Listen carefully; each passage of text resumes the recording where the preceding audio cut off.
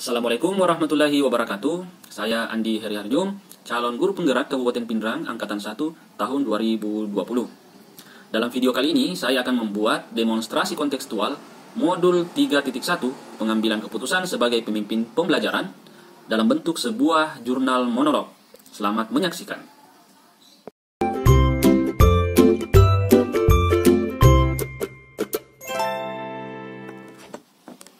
Sebagai seorang guru yang berperan sebagai pemimpin pembelajaran, tentunya pasti pernah bahkan sering dihadapkan dalam situasi dan pilihan yang menantang di sekolah ataupun di kelas, di mana kita diharuskan mengambil suatu keputusan yang benar, bijaksana, tepat sasaran, serta minim resiko.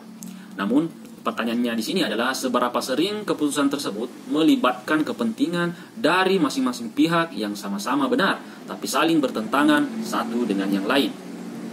Dalam pengambilan keputusan, kita sering dihadapkan pada dua situasi, yaitu situasi dilema etika dan rujukan moral. Dalam modul ini, kita sudah mempelajari ada 4 paradigma dilema etika, 3 prinsip pengambilan keputusan, dan 9 langkah pengambilan dan pengujian keputusan.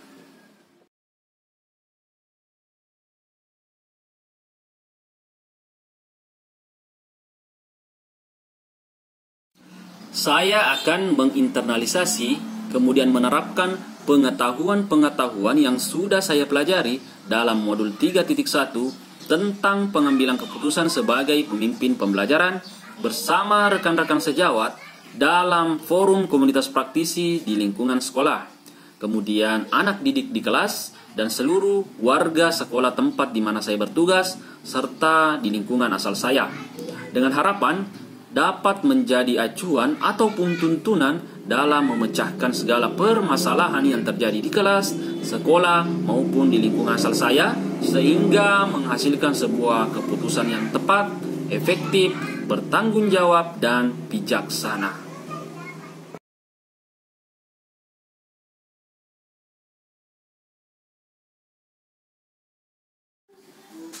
Tentunya saya akan menggunakan 9 langkah pengambilan dan pengujian keputusan jika saya dihadapkan pada situasi dilema etika, baik yang terjadi di kelas maupun di sekolah.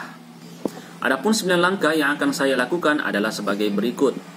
Yang pertama, saya akan mengidentifikasi nilai-nilai yang saling bertentangan dalam situasi atau masalah tersebut. Langkah kedua adalah menentukan siapa saja yang terlibat. Langkah ketiga, mengumpulkan sejumlah fakta-fakta yang relevan dalam situasi atau kasus tersebut. Langkah keempat, melakukan pengujian, yaitu uji legal, uji regulasi atau standar, uji halaman depan koran, dan yang terakhir adalah uji panutan atau idola. Kemudian, langkah kelima adalah melanjutkan pengujian dengan menentukan paradigma benar atau salah. Yang keenam, menentukan prinsip pengambilan keputusan. Langkah ketujuh, melakukan investigasi opsi trilema, yaitu sebuah penyelesaian yang kreatif dan tidak terpikir sebelumnya untuk menyelesaikan masalah ini. Kemudian langkah ke-8 adalah membuat keputusan. Langkah terakhir atau langkah ke-9 adalah dengan merefleksi atau melihat kembali keputusan yang sudah dibuat.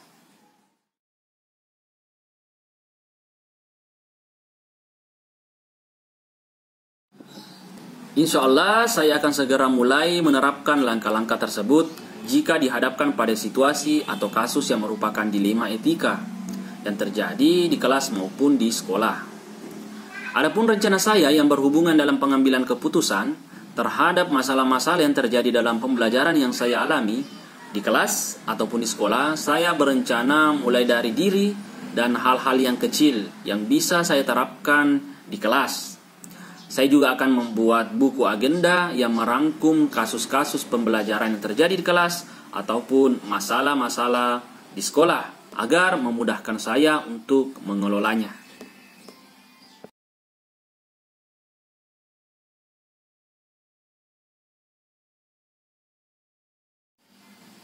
Sebagai guru yang berperan sebagai pemimpin pembelajaran, tentunya kita harus senantiasa untuk meminta petunjuk dan pendampingan oleh kepala sekolah dalam menjalankan pengambilan keputusan. Saya juga akan meminta rekan-rekan sejawat di sekolah dalam forum komunitas praktisi teman-teman CGP untuk terus berdiskusi dalam menentukan langkah-langkah pengambilan dan pengujian keputusan dalam suatu masalah agar menghasilkan keputusan yang terbaik, tepat, dan efektif. Terima kasih teman-teman yang sudah menyaksikan jurnal monolog saya dalam rangka memenuhi tugas demonstrasi kontekstual dalam modul 3.1 pengambilan keputusan sebagai pemimpin pembelajaran. Salam dan bahagia. Billahi taufik wal hidayah. Wassalamualaikum warahmatullahi wabarakatuh.